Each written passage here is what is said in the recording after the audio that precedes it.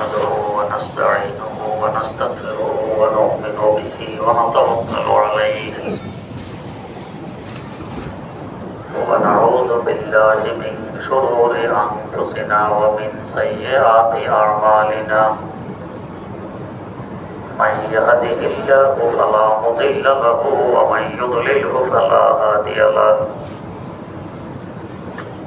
ونشهد أن لا إله إلا الله وحده لا شريك له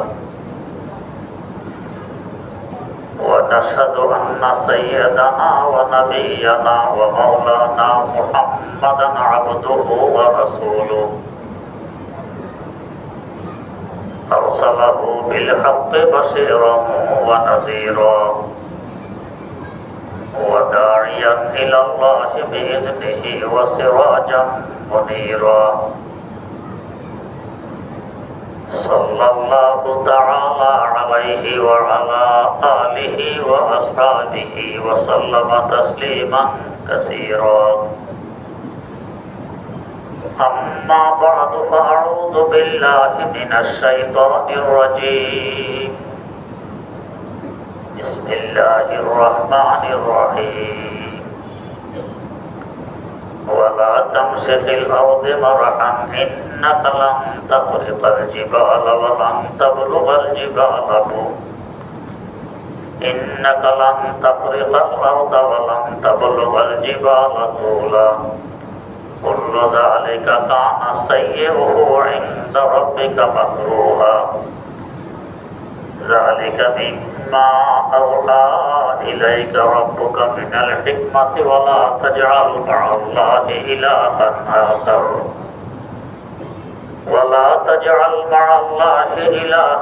آخر فتلقى في جهنم ملوما مدحورا أفأصفاكم ربكم بالبنين واتخذ من الملائكة إناثا إنكم لتقولون قولا عظيما صدق الله مولانا العظيم সূরা ইসরা 37 নম্বর আয়াত থেকে তেলাওয়াত করা হয়েছে। আয়াতগুলো সম্পর্কে গত মজলিসেও কিছু আলোচনা হয়েছিল। অহংকার অহমিকা বড়াই যে অনেক কুৎসিত বস্তু এ সম্পর্কে আল্লাহ পাক আলোচনা করেছেন।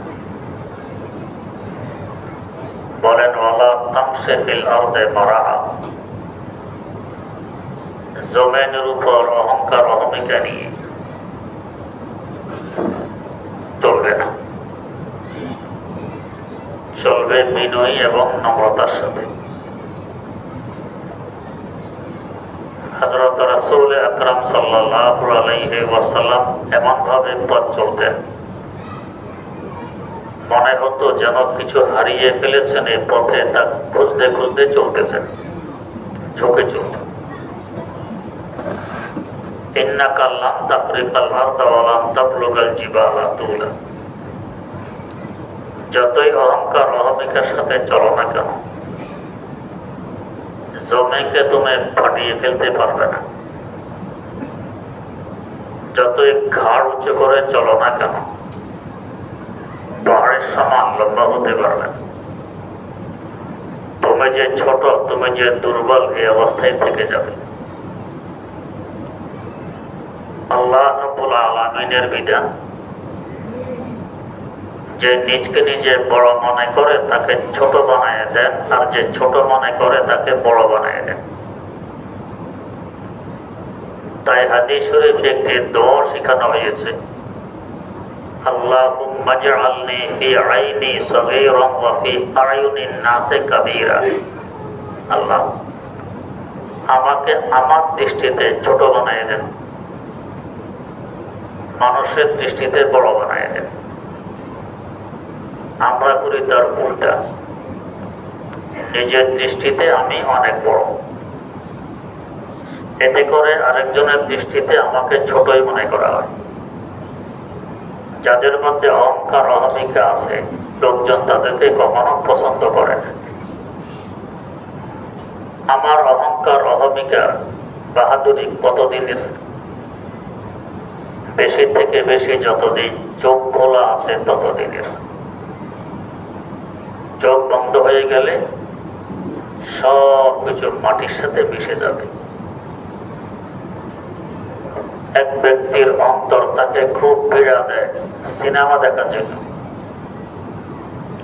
দেখতে চায় না গুনাহের কাজ, কিন্তু অন্তর তাকে খুব পীড়া দেয়। একটু দেখো, এর মধ্যেই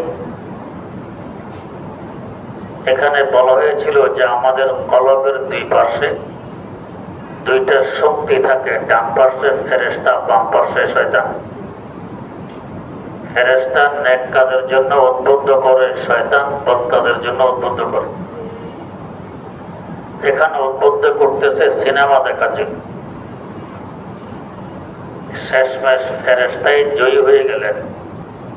সিনেমা দেখানোর জন্য তাকে নিয়ে গেলে কবরস্থানে। ले गई एक बार की गोरे गोरी बाकी तरफ, जिस जगह जाने तमन्ना सो तोरा मायूस है,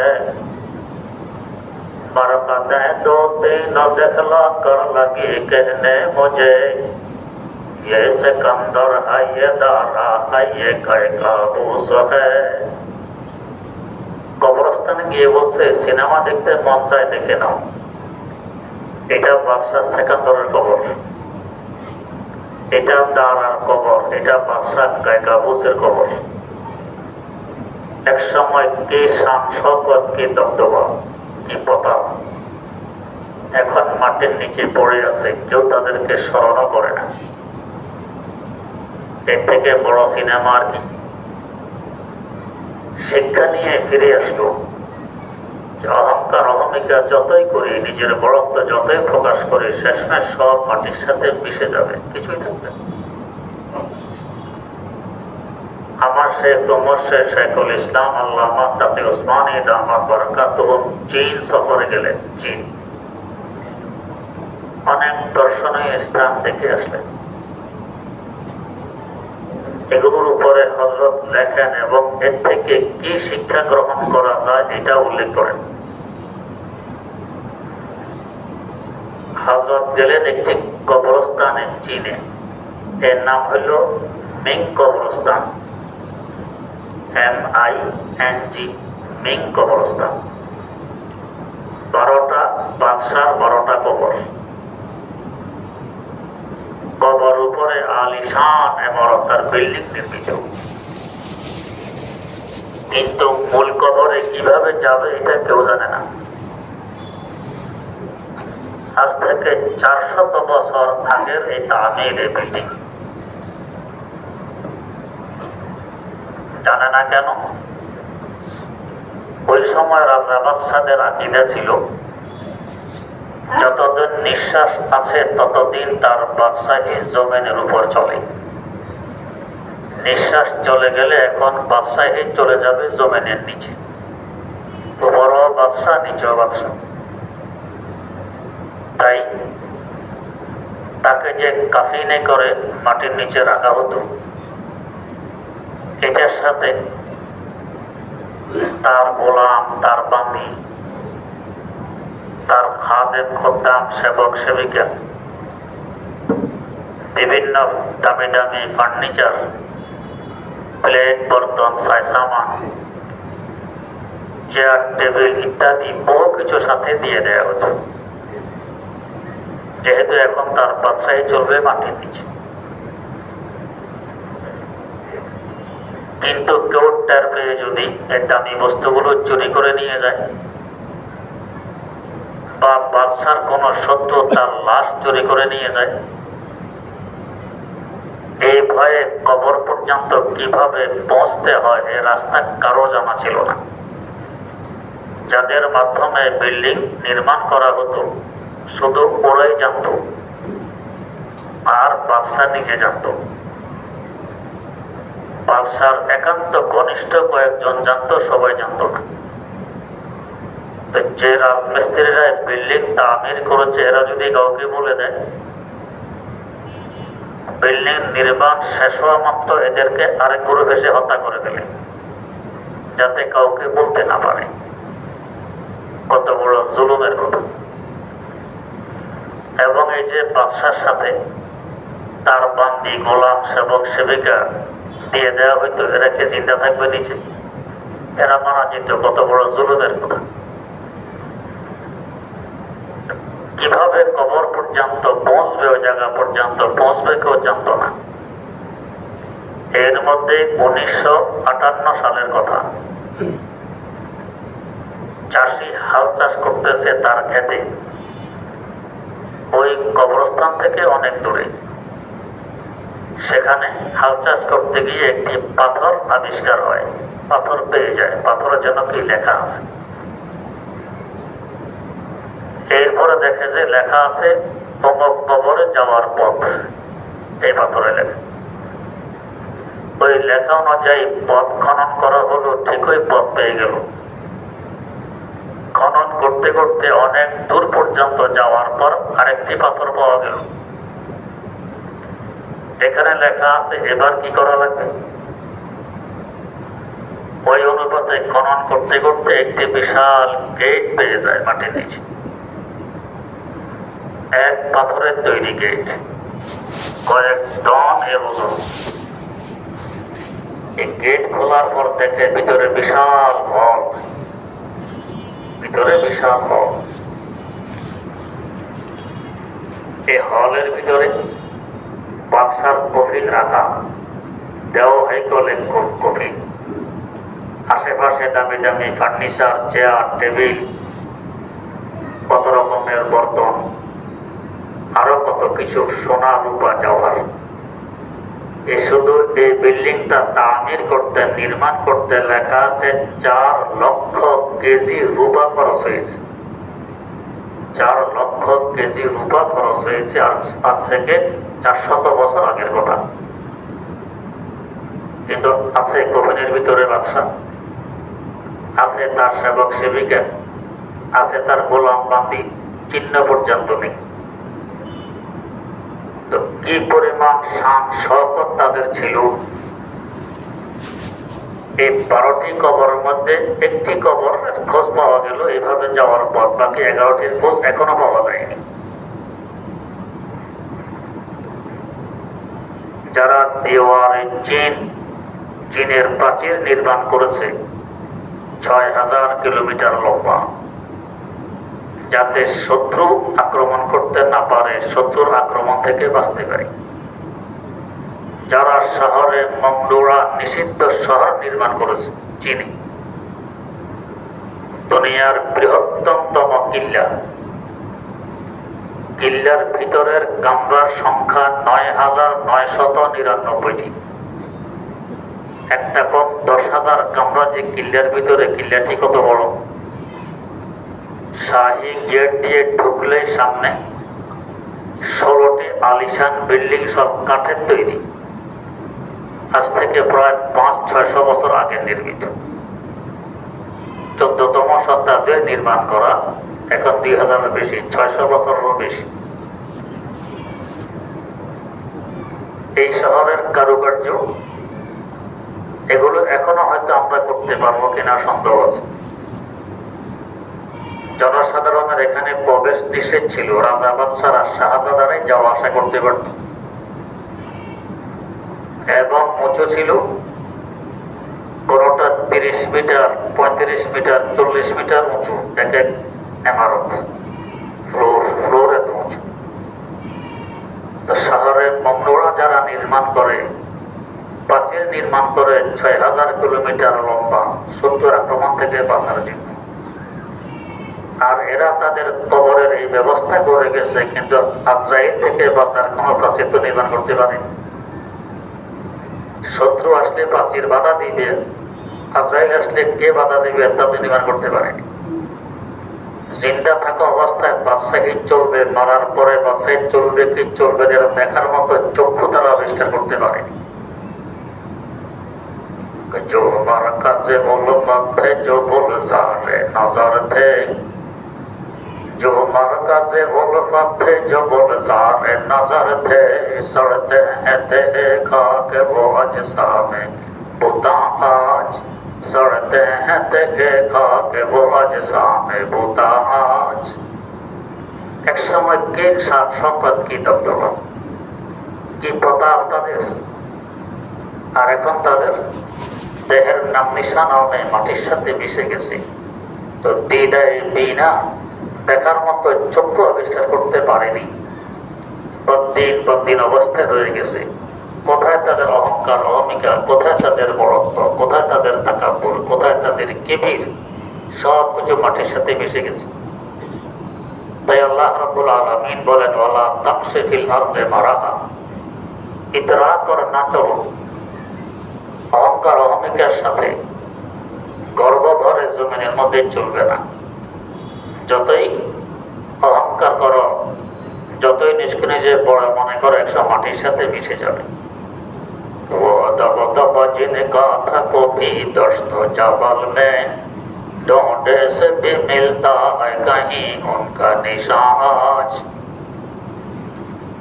जिनके झोला झुलसे जगा चौंदन गाहें, है मुर्सिया माँ उन पे बबूलों की ज़बान आज।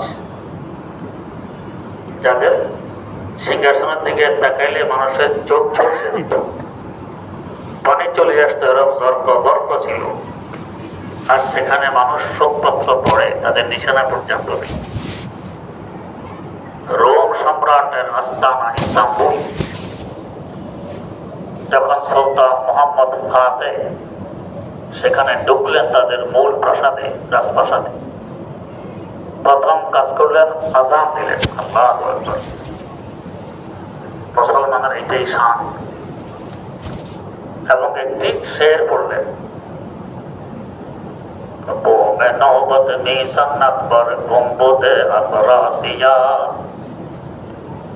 রোম সম্রাটের কি শান শপথ এখানে ছিল, পক করে আকাশচুম্বী তাদের পতাকা এখানে উঠত, আর সেখানে যেন উল্লু পেঁচা সব বার্তা করতেছে। মুসলমানরা সেখানে গিয়ে আযান দিয়ে তাওহীদের বাতি জ্বালায় দিয়েছে। কোথায় গেল তাদের শান শপথ, সব মাটির সাথে মিশে গেছে। তেমনিভাবে পারস্য সম্রাটের মুকুট তারিখে দারওয়াত আজিমত নামক কিতাবে লেখা আছে, যার মুকুটে শুধু 2.5 মণ ছিল স্বর্ণ। 2.5 মণ। হয়তো বলবেন এটা মাথায় নেই কিভাবে? মুকুট মাথায় দিত না, মাথা মুকুটে দিত। লেখা আছে কিতাবে, উপরের ছাদের সাথে শিকলের মাধ্যমে মুকুটকে ঝুলিয়ে রাখা হইত বাদশার সিংহাসনের উপর দিয়ে। দূর থেকে শিকল দেখা যেত না, এমন কৌশলে শিকল দিয়ে ঝুলানো হয়। বাদশা তার কুরসিতে সিংহাসনে বসলে মুকুটের নিচে মাথা থাকে, মনে হইতো মুকুটটা মাথায় লাগানো, আসলে মুকুট মাথায় নয়, মাথা মুকুটে। 2.5 মণ শুধু স্বর্ণ। আর এটাও যখন মুসলমানদের হাতে আসে, ইরান থেকে নিয়ে যাওয়া হয় মদিনায় মুনাওয়ারা। নিয়ে রাখলো কই? যার মধ্যে 2.5 মণ স্বর্ণ, আরো হীরা মণি মুক্তা তো এর বাইরে আছে, কারুকার্য তো এর বাইরে আরো আছে, কোটি কোটি টাকা দামের সম্পদ। একটু হেফাজত করে কোথাও রাখবে, তাও করেনি। সাহাবায়ে কেরাম মদিনার মসজিদের দুয়ারের বাইরে দিয়ে রেখে দিয়েছে। এটা শত শত বছর যাবৎ পারস্য সম্রাটের মুকুট, এটা মদিনার মসজিদের দুয়ারের বাইরে। দৈনিক 5 বার অসংখ্য সাহাবী মসজিদে নামাজ পড়তে আসে আর যায়। একজন সাহাবীও জিজ্ঞেস করেননি যে এটা কি, এখানে কেন, কেমন দুনিয়া বিমুখ। আল্লাহ পাক তাদেরকে সারা দুনিয়ায় চমকায় দিয়েছেন, তো এমনি তো দেননি। বিনয় আর নম্রতার জ্বলন্ত প্রমাণ হযরতে সাহাবায়ে কেরাম রাদিয়াল্লাহু তাআলা, যার বরকতে সারা দুনিয়া আল্লাহ পাক তাদেরকে পয়গম্বরদের পরেই বড় বানায় দিয়েছেন। আর এই সমস্ত পারস্য সম্রাট বলেন, রোম সম্রাট বলেন, অহংকার অহমিকা ছিল বিভুর। কোথায় তাদের এখন নাম নিশান? দুনিয়ার কোটি কোটি মানুষ সাহাবীদের নামে নাম রাখে, ওদের নামে কেউ নাম রাখতেও রাজি হয় না। আজকেও চাবে যে আমার ছেলের নাম রাখি ফেরাউন, আমার ছেলের নাম রাখি নমরুদ, আমার ছেলের নাম রাখি সাদ্দাম। না, রাখবে না। ঘৃণার পাত্রে পরিণত হয়েছে অহংকার অহমিকে।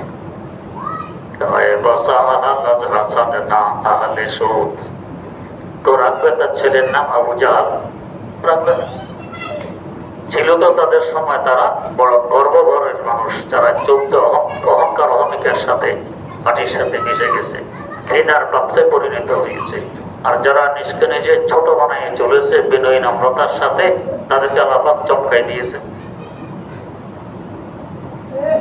कैसे कैसे खोबरो या रानिया शहजादिया, कैसे कैसे खोबरो या रानिया शहजादिया, तन बदन सब गल गए है शक्ल सूरत क्या हुई। কত শান-শওকতের রানী শাহজাদি, কত সাজগোজ করে তারা চলতো, আজ কোথায় তাদের নিশানা? সব কিছু মিটে গেছে, মাটির সাথে নাম নিশানা নেই। আর পক্ষান্তরে যারা দিন নিয়ে চলেছে, তাদের আলোচনা এখনো কিতাবও আছে, মানুষের মুখও আছে, কানেও আছে, আকাশে বাতাসও আছে। বাদশাহ আলমগীর রহমতুল্লাহ আলাইহির বোন শাহজাহানের মেয়ে জেবুন্নেসা শাহজাদি ঠিক, কিন্তু ছিল বড় আল্লাহওয়ালি। নিজের কথা নিজে বলতেছে, রে শাহ আমওয়ালে কিনে রোব ফকরা ওয়ারদাম, डॉक्टर शाह वाले किन रोब फकरा वरदाम, से बजीनत बसामी नस्त नाम मन से बुन्नसा, से बजीनत बसामी नस्त नाम मन से बुन्नसा। আমি তো এক বাচ্চার মেয়ে, আরেক বাচ্চার বোন, কিন্তু এগুলো আমার পছন্দ নয়। শান-শওকতের ঠাটবাটে চলবে, এগুলো আমার পছন্দ নয়। পছন্দ কি? রব ফকরা ওয়ারদাম, গর্বতের সাথে, বিনয়ের সাথে, নম্রতার সাথে জীবনযাপন করা, এটা আমার পছন্দ।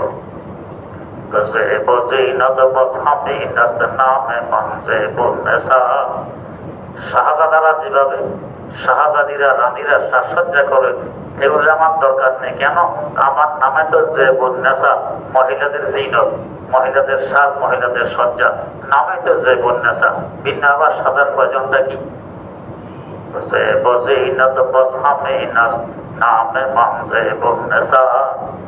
তো ছিল তো বাদশার মেয়ে, বাদশার বোন, কিন্তু ওইদিকে তার ভূক্ষেপ ছিল না। সে ছিল দিনের দিকে আখরাতমুখী, যার বরকতে কিতাবের পাতায় তার নাম এখনো জিন্দা, মানুষের মুখে তার নাম এখনো জিন্দা।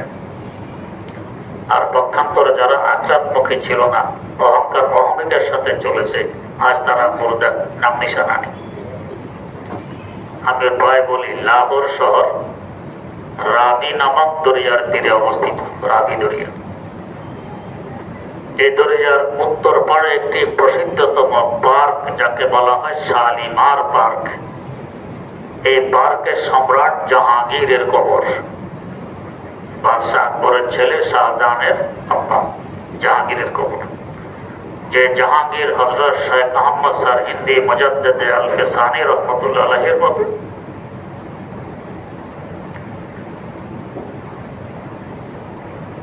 যোগ শ্রেষ্ঠ আল্লাহর ওলিকে 3 বছর গোয়ালিয়রের জেলখানায় বন্দী করে রেখেছিল।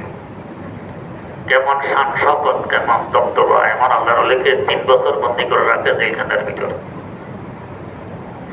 শেষমেশ স্বপ্নে দেখে রাসূল আকরাম সাল্লাল্লাহু আলাইহি ওয়াসাল্লাম বলতেছেন, জাহাঙ্গীর, আমার উম্মতের মধ্যে কত বড় ব্যক্তিত্বের মালিককে তুমি জেলখানায় বন্দী করে রেখেছো। এই স্বপ্নের পর সে ওনাকে জেলখানা থেকে মুক্তি দেয় এবং সে তার ভক্ত হয়ে যায়। এই জাহাঙ্গীরের কবর হলো শালিমার পার্কে, পাকিস্তান, লাহোরে, নদীর উত্তর পাড়ে।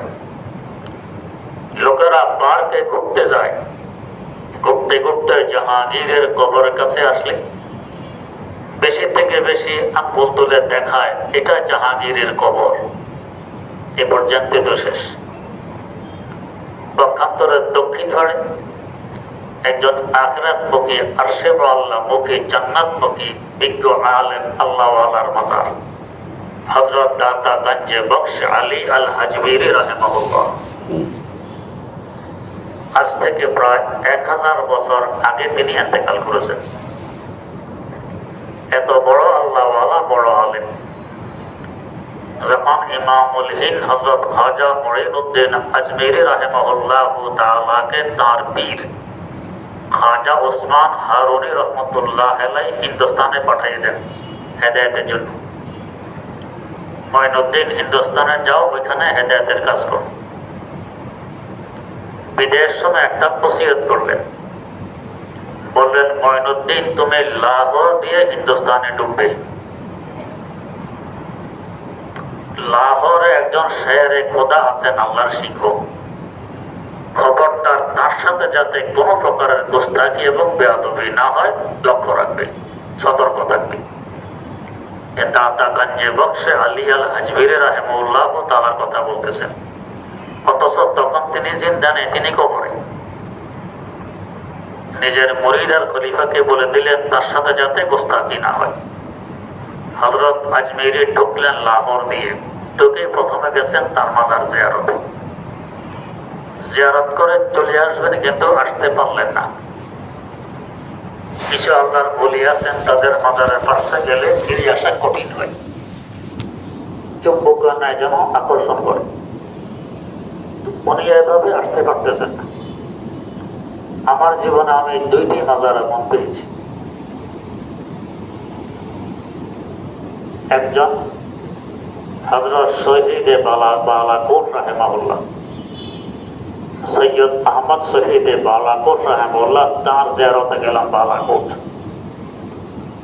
মনে হয় যেন আসা বড় কঠিন, যেন বলতেছেন এত দূর থেকে এসেছো, এত তাড়াতাড়ি চলে যাবে, আরো কিছু সময় থাকো, যেন আসতে দেন না। আরেকজন আমার দাদা উস্তাদ শেখুল ইসলাম আল্লামা জফর আহমদ ওসমানী রাহিমাহুল্লাহ, এক সময় তিনি ঢাকাও ছিলেন। করাচি পাপোশনগর ওনার মাজার গেলাম জিয়ারতে। মনে হয় যেন বলতেছেন তুমি তো আমার নাতি, মাওলানা আজিজুল হক সাহেবের ছাত্র, শাইখুল হাদিস আল্লামা আজিজুল হক রাহিমাহুল্লাহ ওনার সরাসরি ছাত্র। এত দূর থেকে এসেছ বাংলাদেশ থেকে, এত তাড়াতাড়ি চলে যাবে, কিছুদিন দাদার কাছে থেকে যাও, যেন এভাবে বলতেছে। মনে চায় যে দাদার পাশে কবরে কতক্ষণ শুয়ে থাকি, এমন আকর্ষণ। তো হযরত মুঈনুদ্দিন আজমিরি রাহিমাহুল্লাহ দাতা গঞ্জে বখশে আলী আল হাজবীরি রাহিমাহুল্লাহ তাআলার মাজারে আসতেন জিয়ারতে, সাথে সাথে বিদায় নিতে পারলেন না। একদিন করতে করতে 40 দিন রয়ে গেলেন। কিন্তু পীরের হুকুম হিন্দুস্তানে যাও, হেদায়েতের কাজ করো, এখানে থাকলে তো আর চলবে না। 40 দিন পরে চলে আসলেন, একটি শের লিখে দিয়ে আসলেন ওইখানে। তার মাজারে এই শেরটি এখনো লিপিবদ্ধ আছে। গঞ্জে বখশে ফয়েজে আলম মজহারে নূরে খোদা, গঞ্জে বখশে ফয়েজে আলম মজহারে নূরে খোদা, নাকে সারা পীরে কামেল কামেল রে।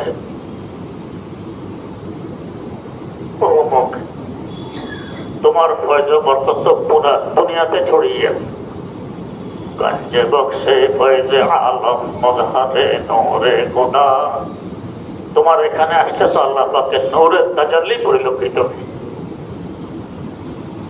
যেন তোমার সিনা থেকে এখন আল্লাহ পাকের নূরের তাজাল্লি চতুর্দিকে ছড়িয়ে পড়ছে। নাকে সারা পীরে কামেল কামেল রহনুমা, যারা অসম্পূর্ণ তাদের জন্য তো তুমি একজন কামেল পীর, পথ প্রদর্শক। আর যারা পরিপূর্ণ কামেল তাদের জন্য তুমি পথ প্রদর্শক। নাকে সারা পীরে কামেল কামেল রহনুমা। নদীর দক্ষিণ পাড়ে হলো তার মাজার। 1000 বছর আগে ইন্তেকাল করেছেন, তখন থেকে নিয়ে অদ্যাবধি না রাত না দিন অসংখ্য মানুষ সেখানে হাজিরি দেয়, ফাতিহা খানি করে, ইসালে সওয়াব করে। এই অবস্থা থেকে জাহাঙ্গীর তার মাদারা থেকে আফসোস করে আর হয়তো বলতেছে, দরমাজারে মা গরিবা নাই চেরা গো নাই গোলে, দরমাজারে মা গরিবা নাই চেরা গো নাই গোলে, নাই পরে পরওয়ানা সুজদ নাই সদা এ বুলবুলে, নাই পরে পরওয়ানা সুজদ নাই সদা এ বুলবুলে। হায় আফসোস, একসময় তো ছিলাম মুকুটধারী সম্রাট, আমার নামে বিকম্পিত ছিল পুরা ভারতবর্ষ। আজ আমি এতিমের ন্যায় অসহায় অবস্থায় একা একা একটি অন্ধকার গর্তে পড়িয়েছি। একজন মানুষ পৃথিবীতে নেই যে আমার একটু খোঁজ নিবে, একটি নেকি পাঠাবে। একজন মানুষকে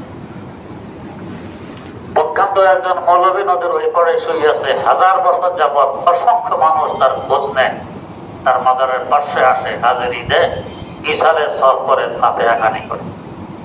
তার মাজারে মা গরিবা নাই চেরা গো নাই গোলে, তার মাজারে মা গরিবা নাই চেরা গো নাই গোলে, নাই পরে পরওয়ানা সুজদ নাই সদা এ বুলবুলে।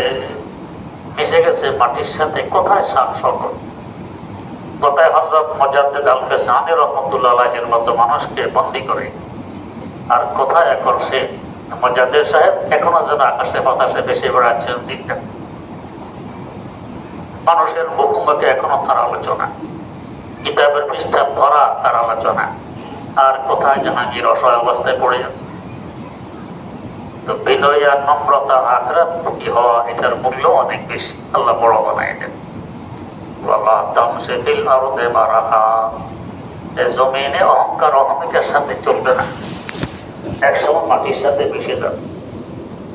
ইন্নাকা লাম তাখরিকাল আরদা ওয়া লাম তাবলুগাল জিবালা তুলা, জমিনকে তুমি ফাটিয়ে ফেলতে পারবে না, আর গাঢ় উঁচু করে যতই চলো না কেন পাহাড় থেকে উঁচু হতে পারবে। তুমি ছোট ছোটই থাকবে। যখন প্লেনে সফর করবেন, প্লেনে তো প্লেন যখন উড়া আরম্ভ করে, মানুষজন দেখা যায় নিচে, যত উপরে ওঠে মানুষ ছোট হতে থাকে, হইতে হইতে 1 ইঞ্চি আধা ইঞ্চি পোকার মতো দেখা যায়, মানুষ কিলবিল করে। আরো উপরে গেলে নাই হয়ে যায়, কিছু দেখা যায় না। তখন বুঝে আসে আমরা কত তুচ্ছ। এই বিশাল পৃথিবী, 20 কোটি বর্গ মাইল আয়তনের পৃথিবী যখন উপরে যাওয়া হয়, 40,000 45,000 মিটার উপরে, তখন পৃথিবীকে কেমন দেখা যায়? কিচ্ছু দেখা যায় না। মেঘমালাতে ভেসে বেড়ায়, মনে যেন তুলা রোদ্রে দিয়েছে শুকানো চিহ্ন, তুলার মতো দেখা যায়। সব তুচ্ছ। এই বিশাল পৃথিবীকে যখন তুচ্ছ দেখা যায়, আমাদেরকে হিসাব নিকাশ, অহংকার অহমিকা কিসের, গৌরব কিসের, বড়ত্ব কিসের? আমরা ছোট ছোট হয়ে চলি, নম্র হয়ে চলি। ইনশাআল্লাহ আপনাকে এক সময় বড় বানায় দিবেন। কুল্লু যালিকা কানা সাইয়্যুহু ইনদা রাব্বিকা মাকরুহা, এগুলো সব অশোভনীয় কাজ আমার আল্লাহর কাছে বড় অপছন্দনীয়। অহংকার অহমিকা একমাত্র তার জন্য সাজে, এটা তার চাদর। এছাড়া কোন মাখলুকের জন্য অহংকার সাজে না, সব তুচ্ছ। তার সামনে আমাদের কোনো অস্তিত্ব নেই, কোনো হাইসিয়ত নেই। কিসের অহংকার? আল্লাহ রাব্বুল আলামিন আমাদেরকে অহংকার অহমিকা থেকে হেফাজত করুন। সুবহানাল্লাহি ওয়া বিহামদিহি, সুবহানাকাল্লাহুম্মা ওয়া বিহামদিক, আশহাদু আল্লা ইলাহা ইল্লা আনতা, আস্তাগফিরুকা ওয়া আতুবু ইলাইক।